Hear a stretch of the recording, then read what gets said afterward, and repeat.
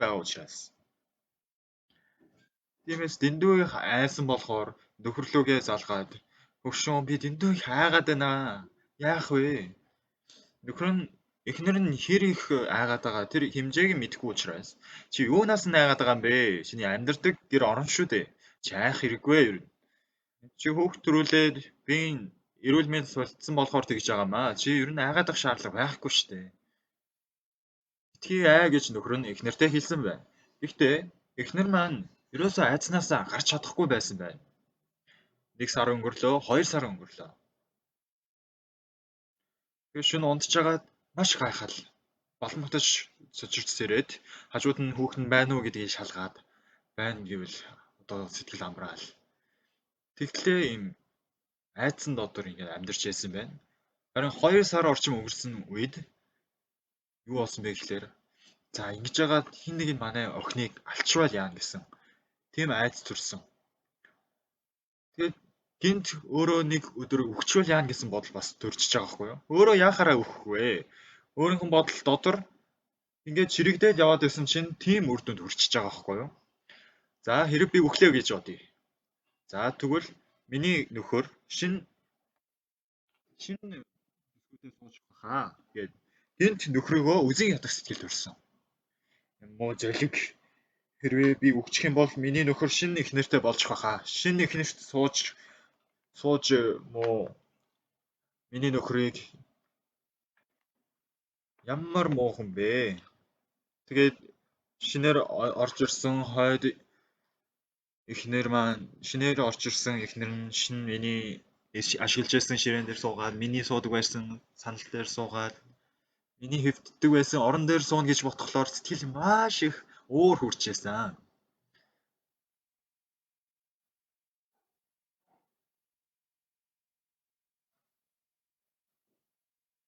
Тэгээд хүү минь өр минь ээж чинь өгчих юм бол ийм муухай хойд ээжийнхэн хойд ээж дээр яаж амьдрах байгаа юм бэ? Тэрийг бодхолоор үнэхээр их гонигт гашуудал хурж ирж байсан. Тэгээд энэ нэмэгтээ сэтгэлийн боловсролыг суралцаагүй байсан учраас тэр өөрийнхөө бодлоос гарч чадахгүй байсан байна. За энэ яагаад түүний дотор ийм бодол төрж байгаа юм бэ? Хэн миний охиныг ална гэж хинч миний охиныг алахаар ирэхгүй, хинч түүнийг алахаар ирсэн хүн байхгүй байхад тийм бодол чирэгдээд явж байгаа. Тэгээ нэгэн өдөр шөнө ямар бодол бодсон бэ гэхээр нэгэн өөр эмэгтэй шинээр эхнэр олоод орж ирсэн эмэгтэй өөрийнхөө охиныг зоон гэсэн зүйл төсөөлөгдөж ирсэн. Хойд ээж орж ирээд өөрийнхөө охиныг гадагшаа хөөж гаргаад нүцгэлээ зодоол. Тэгээд өөрийнхөө охин хаалгын гадна хаалгаа цохоод ээжээ намайг оруулаач дээ. Би хөлдөж өглөө гэж байгаа төсөөлөгдөөд ирэхээр санаа зовоод байж ядхаа болсон байна. Хүрминэ чи хойд ээжтэй болчих юм бол яаж амьдрах юм бэ? Чи тэгж амьдрснаас муухай ээжийн дор амьдрснаас өрсөн дээр гэсэн бодол төрчихөж байгаа. За тэгвэл би өөхөөс өмнө эхлээд чамайг өхүүлсний дараа өөд болгоцсны дараа би үхье. За ертөнцийн хүмүүс бодолд чирэгдэж явдаг. Ямар бодолд чирэгдэж явдаг вэ гэвэл өөрийнхөө бодол, өөрийнхөө дотор урхан гарч байгаа тэр бодолд чирэгдэж явж байдаг. Энэ дэлхий дээр бурхан байгаа. Бурхан биднэрт хайртай. Бас Есүсийг биднэрт илгээж өгсөн учраас Есүс биднэрт байгаа боловч муу ёрийн сүнс биднийг бас муу зам руу удирдах хөдөлдөг байна. Тиймээс бид нар энэ тэр эмэгтэйгийн дотор төрсэн бодол ч гэсэн тэр эмэгтэйгийн бодол биш муу ёрийн сүнс нь оруулж өгсөн бодол байсан юм. Хин нэгэн түүнийг хотгаар дүрж ална гэсэн ойлголт бол ерөөсөө болох боломжгүй зүйл байсан. Тэгээд охиныг ч гэсэн ална гэсэн үг бол шал худал зүйл, хуурмаг зүйл байсан. Харин хуурмаг зүйл мөртлөө тэр бодолтой хуурхтаж явдаг хүмүүс маш олон байдаг. За тэгж амьдарч байгаад нэгэн өдөр их нь үрдээ ингэж хэлсэн. За өр минь Чи муухай хойд ээжийн дор амьдарснаас одоо ингээд үхсэн нь дээр юм байна. Үрмэн ээжигээ уучлаарай. Ээж чинь чамд дэндүү их хайртай учраас. Хайртай болохоор л би чамайг тэр хойд ээж дор амьдрахыг чи зөвшөөрч чадахгүй байна. Тэгэж зовж амьдрсаас чи одоо ингээд үхсэн нь дээр юм байна. Тэгээд яг үнэндээ өөрөө үхэн гээд бодох шаардлага байхгүй байсан. Хэн нэг нь өөрийнхөө охиныг хутгаар ална гэсэн тийм бодол бодох шаардлагагүй байх байсан чинь өөрөө ингээд бодолд автаал санаа зовж агаад эцэст нь ямар үр дүнд хүрсэн бэ гэвэл за ер нь бид нар ганцаараа хоёулахнаа өөхөх биш нөхрөө ч гэсэн аалыг тэр муу эхнэрээ авчдаг тэр муу зөвлөгч чинь өөхөх ёстой. Тэгэд нөхрийнхөө ажилласаа ирэх цагийг хүлээгээд хаалганы ард нь ингээд утгаа бариад чичрээ сууж агаад нөхөр нь хаалгаанын орж ирэнгүүт нөхрөө дүрэж алаад өөрийнхөө дөнгөж төрөөд удаагүй байгаа хүүхдээ бас алаад өөрийнхөө шүрмсийн ингээд хутгаар таслаад тэгэж амиа хорлох гэж оролцсон. Гэвч сагдаад баригдаад тэгэж шоронд хоригдсон. Би шоронд очиж сайн байдлыг тарахаар очисон үе түүнтэй уулзсан юм аа. Харин түүнтэй ярилцахдаа би юу ойлгосон бэ гэвэл хүмүүс яг ингэж бодолд чирэгдээд явдаг юм байна гэдгийг ойлгож байгаа. За тэр ялзрай хүүхдийг ална гэсэн тэр бодол ч гэсэн шал хуурамч бодол байсан. Өөрөө ч гэсэн үхэх гэж байна гэж бодогдож байгаа төсөөлөл ч гэсэн худал хуурмаг төсөөлөл байсан. Нөхөр нь шинэ эхнэр аавна гэсэн зүйл ч гэсэн худал хуурмаг зүйл. Иймэрхүү худал хуурмаг зүйл хүмүүс хөдлөгдөд яваад байдаг. Харин сэтгэлийн боловсролыг ойлгочих юм бол сэтгэлийн боловсролыг суралцах юм бол Бурхан тэр муу ёрын сүнсний бодол чирэгдээд явах биш. Эндээс ангижраад шинэ ертөнцийн бодлоор амьдардаг болох юм аа. Энэ бол сэтгэлийн ертөнцийн талаар бол тодорхойлно. Би ч гэсэн олон удаа өөрийнхөө бодолд чирэгддэг байсан. Харин одоо Есүс Христийн ертөнц дотор орж ирсний дараа шинэ ертөнц дотор ороод шинэ зүйл бодож амьдардаг болсон. Би олон удаа ярьж байсан шиг Лайбериа улсад сайн дурын үйлчлэлийн ажил хийж байсан. Жэ Юхан тэр сайн дурын гишүүн хилэнцэд хатгуулаад хортой үхэж байсан.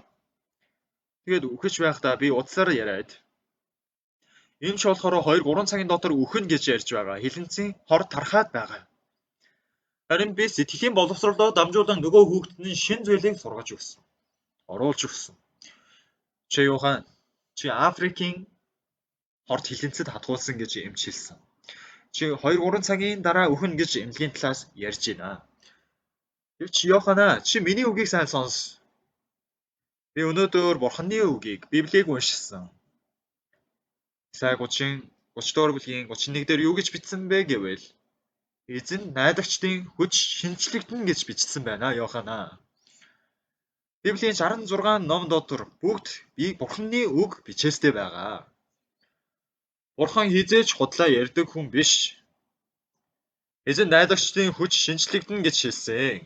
За тэгвэл чи хэрэг Бурханд найдаж Бурханд итгэх юм бол, итгэж чадах юм бол Бурхан чамд шинэ хүчийг өгөх болно. За тэгвэл чи хичнээн тэр хорт хилэнцгийн хорыг дийж гарч чадна.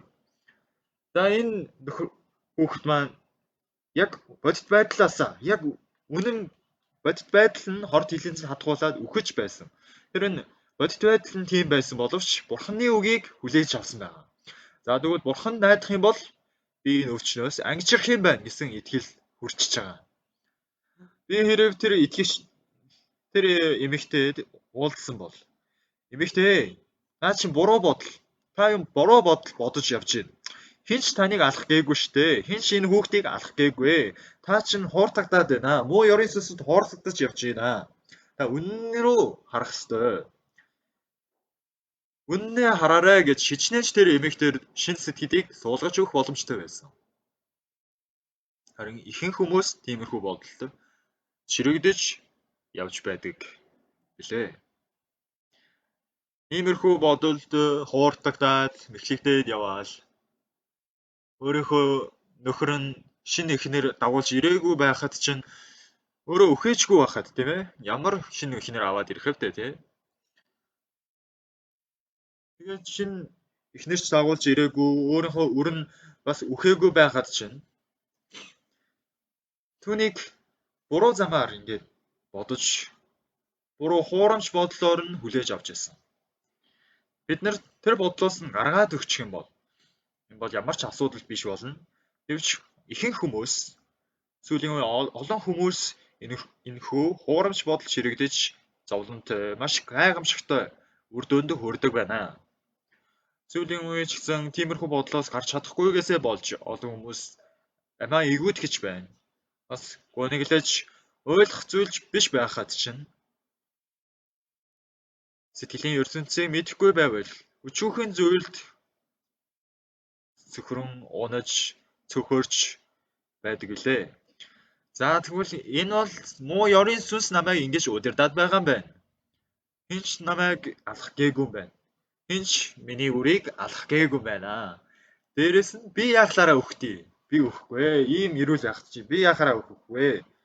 Өвчнөж тулсаагүй байна. Би ив эрүүл байна. Би одоо сэтгэл маань маш сул дорой тэнхээгүй байгаа учраас муу ёрын сүнсний бодол чирэгдээд яваад байгаамаа гэж ойлгоод муу ёрын сүнснээс ангижирч гарах ёстой. Ингээд би Чэйохан тэр гишүүн, сайн дурын үйлчлэлийн гишүүн хорт хилэнцэд хатгуулаад өгч ирсэн.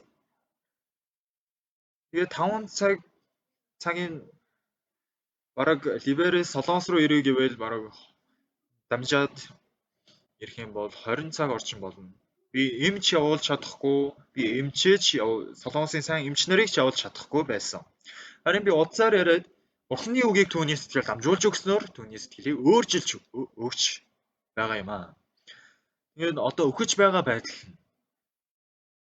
Тэгээд Йоханд чи миний үгийг сонсож гин үү гэсэн чинь. Тийм ээ, пастраа.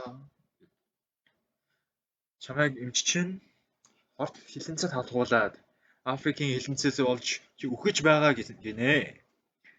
Чи одоо миний үгийг сайн сонсох ёстой шүү. За юу.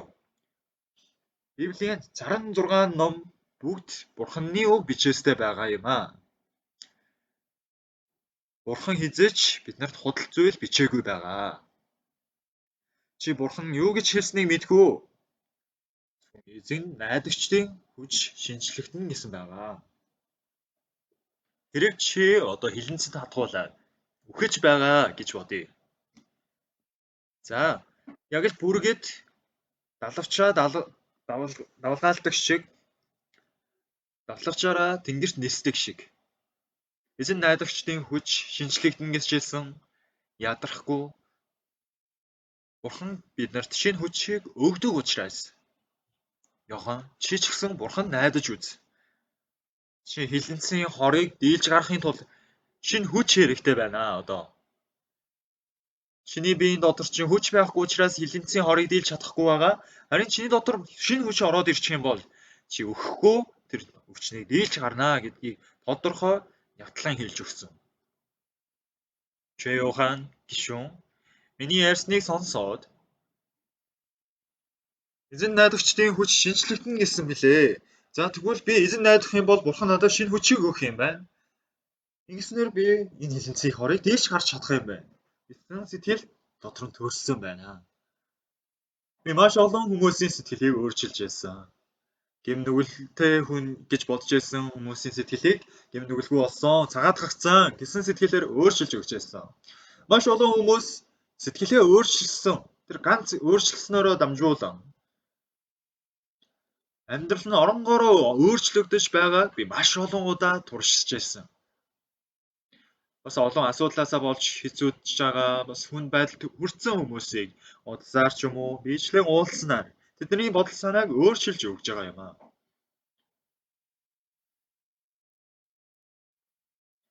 За Илж Паул Мелинэг аралд очсон үед хортмогоо түүний гарнаас хазаад түүнд зууралдаад унжсан байсан. Тэгээ Паул хортмогоо хүзүүнээс нь хоолойноос нь барьж агаад галт ингээ шатааж алсан. Тэгээд тэр арлын иргэд Паулыг хараад энэ хүн алуурчин байсан бололтой. Яагаад гэвэл далайд аврагдсан ч энэ их газарт аврахдахгүй байх нэ гэж дүгнжсэн. Тэгээд хорт могоод хадгуулсан юм чинь удахгүй өөхөх бах та гэж түүнийг ажиглаа. Дараадсэн чинь 5 минут өнгөрсөн ч зөв зүгээр. Ингээд 10 минутын өнгөрсөн ч зөв зүгээр суугаал байсан учраас энэ хүн бол хүн биш, бурхан байна. Хорт могоод хадгуулаад уг нь 5 минут ч хүрэлгүй өөхөх ёстой штэ. Яаж ингэж амьд байж чадчихна. Илч Паул ч гэсэн ширийн хүн байсан бол за би хорт могоод хадгуулаад одоо удахгүй өөхөх юм байна. Намайг сайн газар булчлаарай. Миний хүүхдийг сайн харж агаарай. Намайг сайн асарч авч яваарай гэл. Ингэж гэрээслэлээ хэлдэг ч юм уу ингэх хэрэгтэй байсан. Хорт могоод хадгуулвал өөхөх нь мэдээчийн зүйл. Харин бурханы сэтгэлтэй холбоотой байсан учраас, бурхан найдаж байсан учраас шин сэтгэлтэй болж чадсан байна гэсэн үг. Хүн машин сууж явж байгаад машин дугуй хагарчвал яах вэ?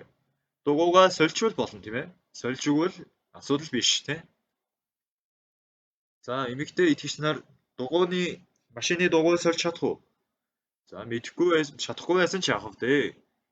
Танай нөхрүүд чинь мэддэг юм чинь тийм ээ. Машина дугуйгаа сольхгүй сэлбэгээ авчраад тэгээд солиод хийчихвэл болно шүү дээ тийм ээ. Болохгүй юм байхгүй ч тийм ээ. Сэтгэлээ солиул болно. Эрэгтэй хүн хийж чадж байхад эмэгтэй хүн яагаад чадахгүй гэж тийм ээ. Америкт бол экскаваторыг эмэгтэйчүүд нь жолооддог. Том машинуудыг эмэгтэйчүүд л жолооддог байхгүй юу? Тэгэд эмэгтэй хүн гээд түүнийг басаад байж болохгүй. Адилхан хүн. Эмэгтэй хүн яагаад дугуйгаас л чадахгүй гэж хийж үзвэл бүгд боломжтой шүү. Би чадахгүй, би сул дорой гэсэн тийм сэтгэлд баригдсан байгаа болохоор чадахгүй байгаа. Өнөө үеийн олон хүмүүс муу түнэр харанхуу тэр өвөхөр дотор орцсон байгаа учраас би эндээс гарч чадахгүй, би энэ нүхнээс гарч чадахгүй гэж бодож байгаа учраас л тэ. Тэр өвөхөр дотор нүхэн дотор ороод өөрөө гарч чадахгүй гэсэн бодлоосоо болж гарч чадахгүй байгаа юм.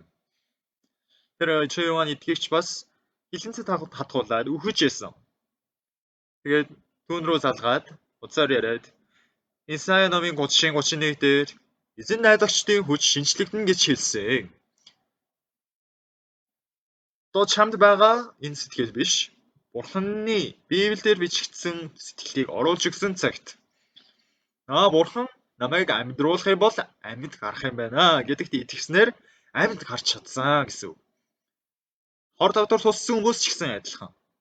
Би маш олон хүмүүсийн сэтгэлийг өөрчилж тэдгээр хүмүүсийн сэтгэлийг аз жаргалтай амьд гарах сэтгэл рүү өөрчилж өгч хэлсэн. Тийм туршлагатай. Энэ бол жинхэнэ сэтгэлийн боловсрол юм аа.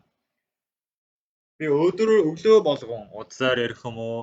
Удсаар залгаал ийм асуудал байна гэвэл би өөрөө очиж тэр асуудлаа шийдвэрлэж өгөх биш. Бурханы сэтгэлийг түүний сэтгэл суулгаж өгснөөр асуудлаас гаргаж өгнө гэсэн үг. Өөр сэтгэлээр амьдруулахын тулд өөр сэтгэлгээтэй болгоход хүргэдэг. Энэ бол сэтгэлийн боловсрол юм. Гэвч ихэнх хүмүүс тэр бодолд нь бэлэгдээд, хуурдагдаад тэр бодолд байсаар л байгаад хоцрол дотор байгаа л байдаг. Тэгснээр зовлон амсдаг байна. Одоо хүмүүс хүнд өвчин асуудал тулгарсан үед за ингэж яагаад би өөх юм байна гэж боддог хүн байгаа. Нөгөө шоронд байсан тэр эмэгтэй өөхөх юм ерөөсөө тулгараагүй байхад би өөх юм байна гэсэн бодол төрсөн. Өөхөх ерөөсөө тийм шалтгаан байхгүй байсан. Хүүхэд төрүүлээл сайхан ирүүл хинч тэр төрсөн тэр хүүхдийг бас түүний ээжийг алах гээгүй. Солонгос улсын ямар ч ээж өөрийгөө хэн нэгэн алахгүй гэж айдаг ээжүүд байхгүй. Өөрийнхөө хүүхдийг бас алахгүй гэж айдаг ээж нар бас байхгүй. Ганцхан тэр ээж л тийм байсан. Хэн нэгэн тэр ээж хүнийг алах гэж оролдсон хүн байна уу? Байхгүй.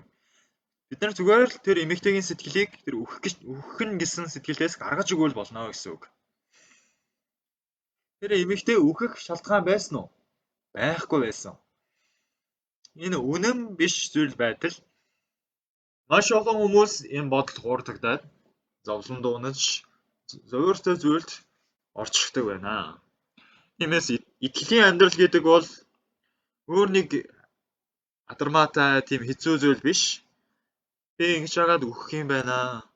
Би ийм байвал одоо болохгүй гэсэн цөхрөлийн зовлонгийн сэтгэл санаанаас зовлонтой бодлоос найдвартай бодлын зүг рүү өөрчлөлтөг нь сэтгэлийн боловсрол гэсэн үг.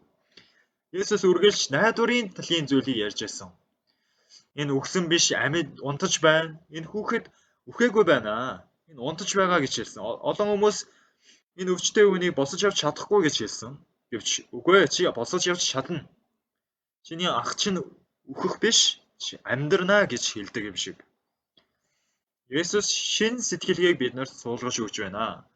Бид нар өөртөөхөө бодлоор бодож үзэх юм бол энэ ч бүтэхгүй, энэ боломжгүй гэж бодогдох боловч Есүс тийм биш. Есүс биднэрт үргэлж амар тайван бас найдварыг бэлгэлдэг. Цөхрөл, зовлон донд байсан хүмүүс найдвартай болсноор өвчнөөс эдгэрч амьдрал нь оронгороо өөрчлөг, шинжлэгдэж байгааг харж болно. Тэр эмэгтэйд өөрт нь үхэх шалтгаан ерөө байхгүй байсан. Бас өөрийнхөө өхнийг алах гэж оролдсон хүн нэгч байхгүй байсан. Харин өөрөө түүнийг алсан байна. Буруу бодолд хуурдсанаасаа болоод. Тэгээ яг бодол байдал дээр өөрийнхөө нөхрийг өөрөө л дүрж алсан. Нөхөр нь юу гэж ийм зүйлийг санах байсан бэ? Өгшөн чи яагаад байна? Яагаад байна гэж байгаа л бодохоор дөрүүлээд өвчихсөн. Буруу бодлоосоо болж. Сүүлийн үед маш олон хүмүүс юм буруу хадсан бодлоосоо болж бидний амьдрал буруу зүг рүү явж гацсан замаар явдаг хүмүүс буцаага олон байна гэсэн үг. Тиймээс жинхэнэ сэтгэлийн үнэнхүү сэтгэлийн боловсрол гэдэг бол гацсан буруу сэтгэлгээг зөв сэтгэлгээ рүү шилжүүлэх ажлыг хийх нь сэтгэлийн боловсролын ажил гэсэн үг. Буруу сэтгэлээс Есүсийн сэтгэл рүү шилжүүлж өгөх сэтгэл нь жинхэнэ сэтгэлийн боловсрол мөн. Би иймэрхүү арга барилаар арга замаар дамжуулан маш олон хүмүүсийг айдсан дотор зовлонгүйг гашуудал дотор амьдарч байгаа хүмүүсийг сэтгэлийг өөрчилж өгч байсан. Библиэд илгэж байгаа энэ биш ээ. Чи буруугаар бодож байна. Чи энэ Библийн ишлэлийг унш та. Наа чинь юу ч биш. Асуудал биш гэж хэлээ. Сэтгэлийн боловсролыг суулгаж өгснөөр амьдрал нь маш эерэг тал руугаа өөрчлөгддөг. Энэ бол сэтгэлийн боловсрол юм. Тэр сэтгэлийн боловсролыг маш сайн сургадаг миний мэддэг багш байгаа. Тэр хэн бэ? Есүс байна. Гарцаагүй Мартагийн ах Лазар нь үхээд 3 хоног болсон. Муухай өнөр үнэртжсэн. Өмхийн өнөр үнэрч яхад Есүс таны ах чинь амьд гарнаа гэсэн байна. Олон хүмүүс юу гэж боддог вэ? Би Есүст удаан итгэцэн. Гэтэ би гэмтэй. Ингээд айдсан дотор би одоо там дээр орвол яана гэсэн тийм бодол дотор байгаа. Харин Есүс чи яваачинд орноо. Чиний гэм нүгэл чинь уучлагдсан гэсэн шин найдварын сэтгэлийг суулгаж өгч байна гэсэн. Урд нь надад ч гэсэн би гэм нүгэл байхгүй гэсэн сэтгэл хумсан чинээч байхгүй байсан. Харин Есүсийн сэтгэлийг хүлээж аваад Библийг дэлгээд үгийг би сэтгэлээ хүлээж авсны дараа миний сэтгэл өөрчлөгдөж гэм нүгэл цагаатгагдсан. За миний гэм нүгэл цагаатгагдсан юм байна. Би Тэнгэрийн хаанчлалд орч чадах юм байна. Библийг дэлгэж унтснаас хойш тэр цагаас ахуулан миний сэтгэл шин сэтгэл төрсөн гэсэн үг. Харин тэр сэтгэлийг өөрийнхөө сэтгэлээ өөрчилж чадаагүй хүмүүс бол насан туршдаа тэр сэтгэлээсээ болж зовж амьдрна. Миний яриад байгаа шоронд байсан эгч болохоор 10 жилийн турш өөрийнхөө хүүг алсан ял бас өөрийнхөө нөхрөө алсан ялнаасаа болж шоронд 10 жил амьдарсан. Тэгээд шоронгоосоо гараад одоо яаж амьдарч байна вэ гэвэл маш ажиргалтай амьдарч байгаа одоо бол. Шинэ нөхөртэй болсон. Урд нь үнэхээр гунигтай эмэгтэй байсан. Гэвч бурхан ганцхан нэг сэтгэлээр л өөрчлөлтсөн байхад л амьдрал нь оронгороо өөрчлөгдөж байгаа.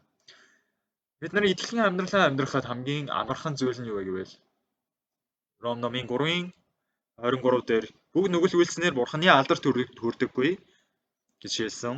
24 дээр харин Есүс Христийн нэг удаагийн золилтоор дамжуулан үнгүй зөвтгөгдсөн билээ гэсэн байна.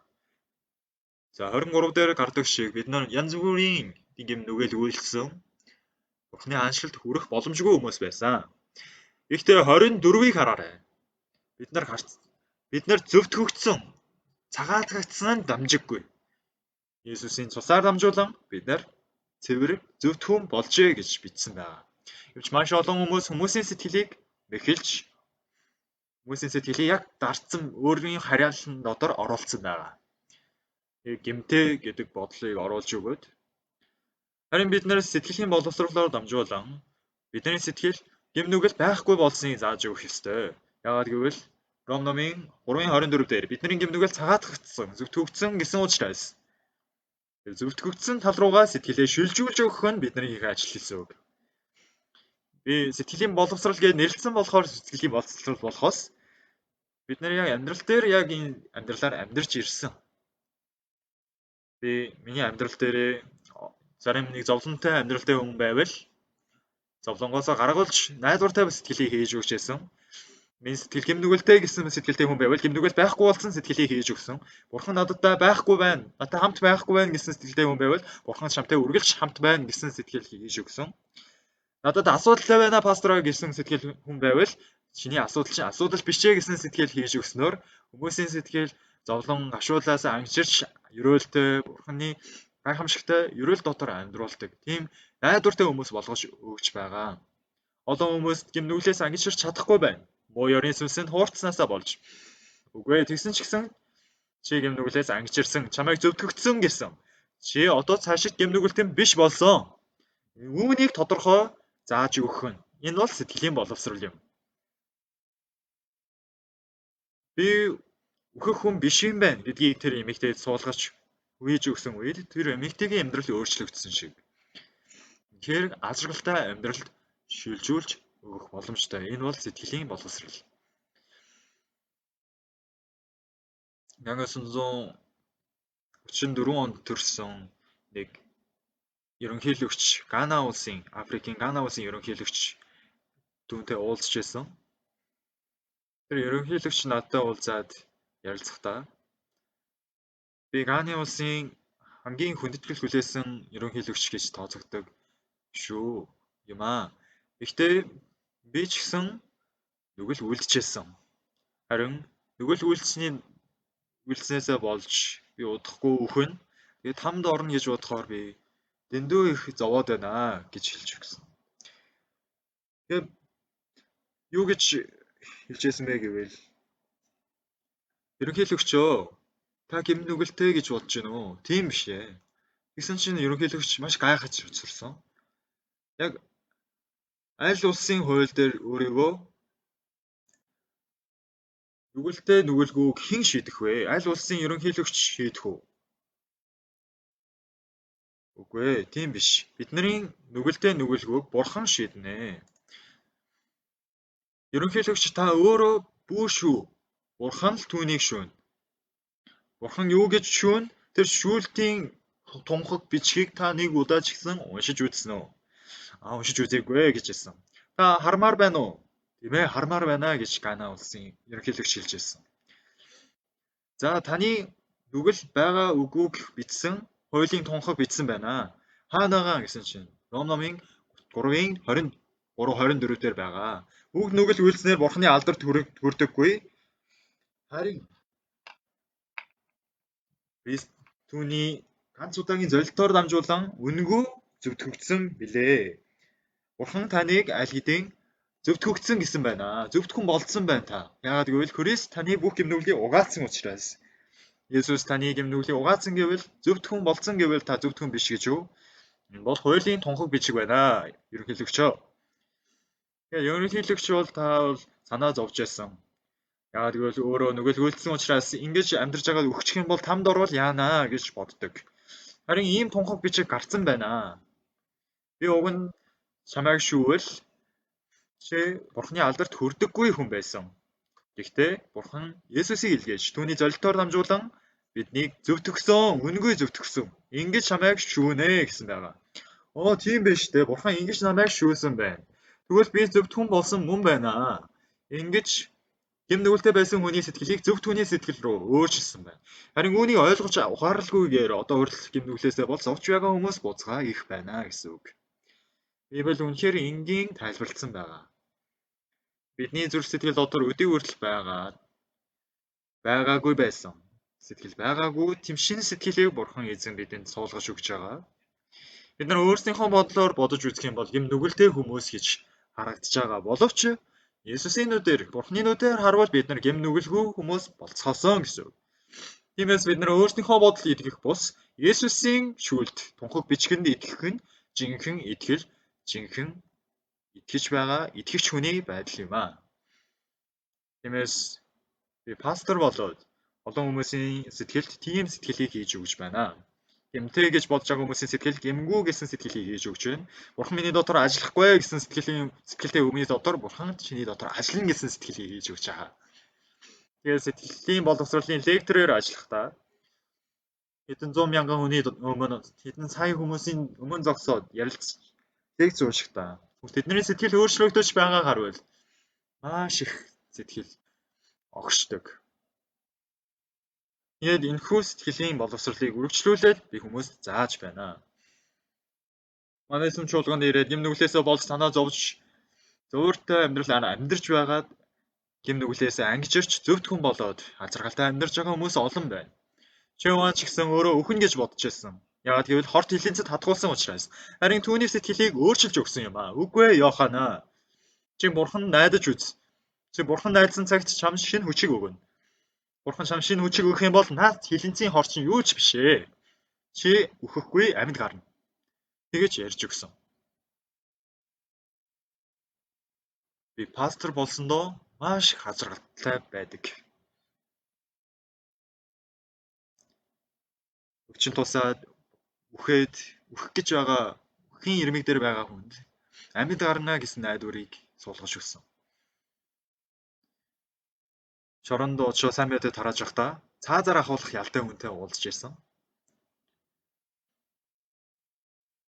Тэр шоронгоосоо гарах цаг нь ирсэн байна. Уг нь шоронд 20 жил 15 жил шоронгийн амьдрал амьдарч агаад ялан хэлтрүүлэгдээд гарах юм бол шоронд байсан хүмүүсийн дунд бас католикийн удирдагч гэж байна. Шоронгийн оргилуудын дунд бас христийн шашны удирдагч байна. Буддын шашны удирдагч байна. Одоо тэдгээр шашны удирдагч хоригдлууд болохоор шоронгоосоо гарахдаа за баяртай би ингээд явлаа гэж явдаг. Дахиж энд орж ирэхгүй гэдэг мөртлөө зарим хүмүүс бол өглөө гараад орой буцаад шорондоо орж ирдэг хүн байна. Ингээд шашны удирдагч ч гэсэн гарчаа буцаад орж ирж байгаа хараад энэ хүн амийн хэрэг хийсэн энэ хүн бас за би ч гэсэн яг л адилхан хүн шүү дээ. Яг л адилхан тэд нар шигээ буцаад энэ шоронд руугаа ороод ирчих юм байна гэсэн бодол төрөөд маш их айсан, маш их түгшсэн. За тэгвэл санаа зовоод яах вэ одоо? Би дахиж шоронд орж ирэхгүй тулд яах ёстой вэ гэж бодсон. Харин энэ ах маань шоронд байх хугацаанд гэм нүглээс уучлагдаж дахин төрхийн нууц номыг уншсан байна. За тэгвэл би энэ номын дагуу би өөрөө хичээвэл болохгүй юм байна. Хэн нэгэн намайг удирдагч хэрэгтэй байна. Тэгээд ямар нэгэн сайн удирдагч хүн хайж агаад миний номыг уншаад ойлгосон юм чинь энэ номон дээр хаяг байна уу гэж харж байгаа миний хаягийг олж харсан. За Паулс пастор руу залгаад Паулс пастораа би таны номыг уншлаа. Та намайг хүлээж авах уу? Би таныг удирдагчаар авмаар байна гэсэн. Тэгээд манай түрээ дээр гэж би хэлсэн. Нэг жил манайд байсан. Манайд байхдаа хогийн сав цэвэрлээд, нойл цэвэрлээд тэгэж амьдэрсэн мөртлөө маш их баяртай байсан гэж байгаа. Ихэнх хүмүүс 3 сарын дараа шорондоо буцаж ирээд 6 сарын дараа буцаад шоронд орж ирдэг. Харин нөгөө ах маань би 3 сар өнгөрсөн мөртлөө шоронд буцаж орсонгүй. Ямар гоё юм бэ? 6 сарын дараа ч гэсэн орсонгүй. Ямар гоё вэ? 1 жилийн дараа тэр Библийн сургуульд ороод пастор болсон. Тэгээд одоо хурим хийгээд Бурхны ажлыг хийгээд сайн мэдээ тараагчаар үнэхээр хөөрхөн хүүхэд төрүүлээд амьдарч байгаа. Түүний амьдрал оронгороо өөрчлөгдөж одоо Африкийн 40 гаруй тийм хорих газарт шоронгийн газарт очиж лекц уншиж бас Библийн сургууль барьсан байгаа. Тэгээд тэр шорон гэдэг газар маш дулаахан ив найрамдалтай газар болж өөрчлөгдсөн. Тэгээд Библийн сургууль нээснээр олон Африкийн хоригдлууд пасторууд болсон шоронгоосоо гарсан. Ингэж шоронгийн харуулуудын үнэлгээ ч гэсэн маш өндөр болсон. Бодож үзээрэй та бүхэн. Хүмүүсийн бодол сэтгэл санаа ямар байдаг вэ гэвэл хүний сэтгэл шоронгоосоо гарангууд маш амархан шорондоо буцаж ирдэг гэж байгаа. Харин энэ сэтгэлийг өөрчилж чадах нь сэтгэлийн боловсрол юм аа. Сэтгэлийн боловсрол бол хүний сэтгэлийг өөрчилдөг. Зовлон дотор байгсад цөхрөлт унагсад эдгээр хүмүүсийг сэтгэлийг сайхан сэтгэлээр өөрчилдөг. Ихтлгүүрд орвол комиссийн бараа зардаггүй сте. Тэгээ шин бараа зардаг сте тийм ээ. Бидний сэтгэлийг харин хуучныг шинээр өөрчилж өгдөг сэтгэл бол Иесусийн сэтгэл юм аа. Манай сэтгэлийн боловсролоор дамжуулан маш олон залуучууд, томшгүй залуучууд өөрчлөгдсөн. Тиймээс бидний үзэл бодол эмтэй гэсэн бодлыг зөвхөн гэсэн бодлоор өөрчилж, би үхэн гэсэн бодлыг амьд гарна гэсэн бодлоор өөрчилдөг. Бидний сэтгэл өөрчлөгдсөн тэр цагт тэдний амьдрал ажралтай болж өөрчлөгдөж байгаа. Ийм ажлыг хийхэд миний сэтгэл ямар их жаргалтай болдог гэж маш олон хүмүүс найдварыг өгж байгаа, ажралыг өгж байгаа, бас баяр хөөргийг өгж байна. Үүнийг үгээр илэрхийлж баршгүйгээр Бурхан ажиллаж байна гэсэн үг. Тиймээс Бурхан бид нарыг өөрчлөх ажлыг хийж байна. Үхсэн Лазарыг амьлуулах ажлыг хийж байна. Улсыг дарс болгох ажлыг хийж байна. 5 талхаар 5,000 хүмүүсийг хооллох тийм гайхамшигтай ажлуудыг хийж байна. Харин ийм гайхамшигтай хүч чадлыг ганцхан Есүсээр хийлгэж байгаа биш. Бид нараар дамжуулан ч гэсэн хийлгэж байна. Би ч гэсэн энэ хүү Бурханы ажлуудыг хийхдээ маш олон хүмүүс өөрчлөгдөж, шинжлэгдэж байгааг хараад маш их жаргалтай байдаг. Зарим ерөнхийлөгч гэсэн дээд суурь байгаа мөртлөө тийм хүмүүс ч гэсэн өөрчлөгдөж байна. Пастор хүн мөртлөө өөрчлөгдөж байна. Удирдагч хүмүүс ч гэсэн өөрчлөгдөж байна. Энэ сэтгэлийн боловсрол ямар гоё зүйл вэ? Нэг хүн одоо би өглөө гэдэг. Үгүй ээ чи амьдрнаа, амьд гарнаа гэсэн найдварыг хийж өгнө. Тэр түүнд итгэж чадах юм бол өөрчлөгдөд амьд гарч чадсан гэсэн үг. Би ч гэсэн тийм туршилтыг өөр дээрээ туршиж ирсэн. Одоод нь зангираад бараг юу ч хийж чадахгүй байсан. Хичээсэн боловч Бурхан намайг эдгээсэн гэдэгт итгэсэн цагт маш сайхнаар эдгэсэн. Зүрхний өвчтөй байсан. Би бас тэр нь бас Бурханд итгэснээр эдгэрсэн. Та бүхэн ч гэсэн сэтгэлийн боловсролыг сайн сурч авснаар, ойлгоснороо түүний хүмүүс дамжуулбал тэм нүгэл дотор байгаа хүмүүсийн сэтгэлийг зөвхт сэтгэл рүү өөрчилдөг. Өглөө гэдэг хүмүүсийн сэтгэлийг амьд гарна гэсэн сэтгэлээр өөрчилдөг. Зовлон дотор байгаа хүмүүсийн сэтгэлийг баяр хөөрлөөр шилжүүлдэг. Гайхамшигт сэтгэлийн боловсрол бол энэхүү сэтгэлийн боловсрол билээ. Хайртай итгэгч нар та бүхэн энэ удаагийн сэтгэлийн боловсролын лекцэнд хамт оролцож сууж байгаадаа үнэхээр баяртай байна. Та бүхэн бол хүмүүсийн сэтгэлийг өөрчилж шинчилдэг ич шидтэн байна. Яг худлаагаасаа биш, жинхнээсээ хүмүүсийн сэтгэлийг шинчилдэг жинхэнэ ич шидтэн билээ. Энэ дэлхий дээр би маш олон хүмүүсийн сэтгэл өөрчлөгдсөн үед амьдрал нь өөрчлөгдөж байгааг харсан. Есүсийн хийдэг ажил бол тийм ажил. Лазарыг бос, дэвсгэр аваад яв гэсэн үед боссон. 38 жил өвчтөй байсан хүнийг бос гэсэн үед боссон. Бид нар босч чадахгүй дээ гэсэн тийм бодол байгаа. Харин босч чадсан байна. давхаарж байгаад үл дээр баригдсан чулууд цоолаад үхэх ёстой үнийг Есүс амьд гаргасан. Есүс ийм гайхамшигтай ажлуудыг хийж байгаа юм шиг бид нар ч гэсэн энэ сэтгэлийн боловсролын ажлуудыг хийвэл Есүст илэрч байгаа энэ гайхамшиг бид нар ч гэсэн Бурхан энэ үйл хэрэгээ хийж маш олон хүмүүс өөрчлөгдөн гэсэн үг. Сонирхолтой байгааз? Сонирхолтой байгаа үстэй. Энийг та бүхэн нэг сураад үзээрэй. Тэгвэл та бүхний дотор маш гайхамшигтай үйл ажиллагаа гарч ирэх болно. Маш олон өөрчлөгдөн, хариг тамигчин, аригчин өөрчлөгдөн. Бас компьютер тоглоомд гар утсан донтон хүмүүс өөрчлөгдөж байгаа харвал маш гайхамшигтай. Та бүхэн ийм амьдралаар амьдарч үзвэл би ч гэсэн заримдаа яагаад хүмүүс пастор болохгүй байна гэсэн зүйл сонирн байдаг. Ийм ажиргалтай ажил шүү дээ. Та бүхэн Библийг уншиж үзвэл Бурхан хүний сэтгэлээ өөрчлөх ажлыг хийдэг байна. Хүнд ямар сэтгэл байсан гэлээ тэр сэтгэлээ авч хаяал шинэ сэтгэлийг идэгчдэг. Машины дугуй хагарчлаа гэвэл тэр хуучин машины дугуй авч хаяад шинэ дугуйгаар солиод өгчдөг шиг. Та бүхний сэтгэл цөхрөл дунд байсан ч хэцүү хүнд байдалтай асуудалтай байсан. Тийм байгаа ч гэсэн Библи дотор байгаа шинэ сэтгэлийг суулгаж авах юм бол та бүхний сэтгэл шинжлэгдэн юм нүгэл байхгүй. Зөвхт хүний амьдрал та бүхэн суулгаснараа цэвэрхэн бас гайхамшигтай ажлуудыг хийж чадах хүмүүс болцгоох юм аа. Маш олон хүмүүс манай сүм чуулганд ирж өөрчлөгдөж байгааг би харсан.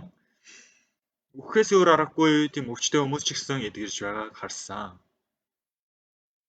Манай дотны найз ирсэн. Парагвай улсын ерөнхийлөгч асан Ферландо Луго ерөнхийлөгч түүнтэй уулзсан. Тэр урд нь ерөнхийлөгч байсан байгаа. Тэгээд би түүнд урагдаад дахиад Парагвай улс руу зочлох болсон.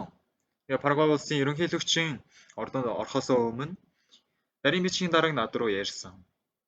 Ерөнхийлөгчтэй уулзах цаг хэр удаан байх уу гэж асуусан чинь 40 минут гэж надад хэлсэн.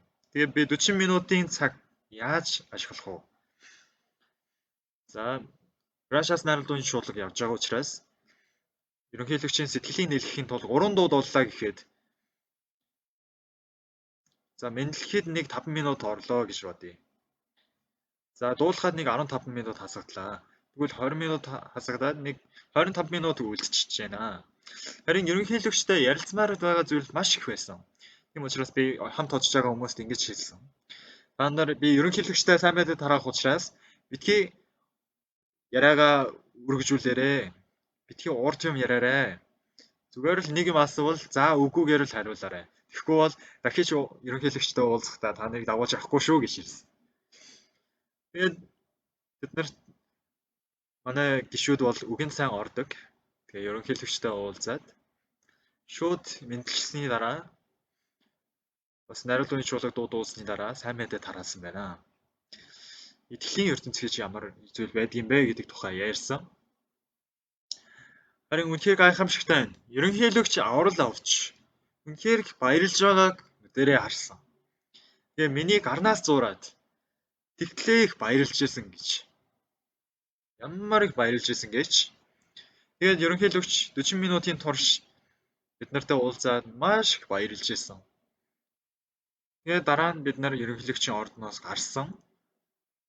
Тэгээд ерөнхийлөгчийн нарийн бичгийн дарааг бид нар руу яриад үнэхээр энэ удаагийн уулзалт таалагдсан байна. Тэгээд энэ удаад Парагвайд дэлхийн шуулгаан хийн гэлөө. Дэлхийн шуулгаанд манай сайд нар 25 сайд нар бүгд оролцохоор бол ерөнхийлөгч тушаалаа гэсэн байна. Би тэр сургийг сонсоод маш их баярлсан. Тэгээд ерөнхийлөгчийн нэг сурвалжлага сонин дээр гарсан. Тэр ямар сурвалжлага байсан бэ гэвэл би урд нь Гэлиман байсан. Гэлиман уг нь хайр дурлалд орж болохгүй. Харин энэхүү сурвалжлага сонин дээр гарснаар ард иргэд нь маш гайхсан. Харин дараа нь юу гэж залгуулад хэлсэн бэ гэвэл Есүс миний гэмнүглийг бүгдийг уучлсан. Парагвай улсын ард иргэд нь бас намайг уучлна гэдэгт итгэж байна гэсэн байсан. Олон ард иргэд хил аманд орж исэн. Гэвч эцэст нь ямар дүгнэлтэнд хүрсэн бэ гэвэл ямар ерөнхийлөгч ингэж ярьдаг билээ. Хинч өөрийгөө ингэж хэлдэггүй шүү дээ. Харин Парагвай ерөнхийлөгч үнэхээр юм нүглээс нь уучлагдаж зөвхөн болсныг харсан. Тэгээд жил бүр намайг очих болгон намайг урьдаг. Бас Парагвай улсад очих нэг өдөр бас очсон. Тэр үед Парагвай ерөнхийлөгч надад ингэж хэлжсэн. Өөрөө хор довтор туссан гинэ. Тэгээ Бразилийн эмнэлэгт очоод эмчлүүлж явахдаа үхэх шахсан гэж байгаа. Тэгээ хэрхэн эдгэрсэн тэр гэрчлэлээ надад хэлж өгсөн. Харин бурхан өөрийг нь үнэхээр эдгээсэн гэдгийг гэрчилж ирсэн. Үнэхээр талархууштай байсан билээ. Бидний сэтгэл өөрчлөгдөх юм бол амьдрал өөрчлөгдөнө. Тиймээс Есүс бид бүхний сэтгэлийн өөрчлөх тэр ажлыг хийхийг хүсэж байгаа. Тиймээс жинхэнэ сэтгэлийн боловсрол бол Есүсийн сэтгэлтэй болох явдал юм аа. Хүн өөрийнхөө сэтгэлээ хаяад Есүсийн сэтгэлийг хүлээж авах. Ямарваа хүн өөрийнхөө сэтгэлээ хаяад Есүсийн сэтгэлийг хүлээж авах юм бол Бурханд тааламжтай хүн болцоох юм аа. Та бүхэн сэтгэлийн боловсрол суралцаад Бурханы ажилтан болцоогоосоо гэж хүсэх байна. Баярлалаа. 10 минутын завсралыг явуулцгаая. 10 минутын дараа үргэлжлүүлье. Баярлалаа.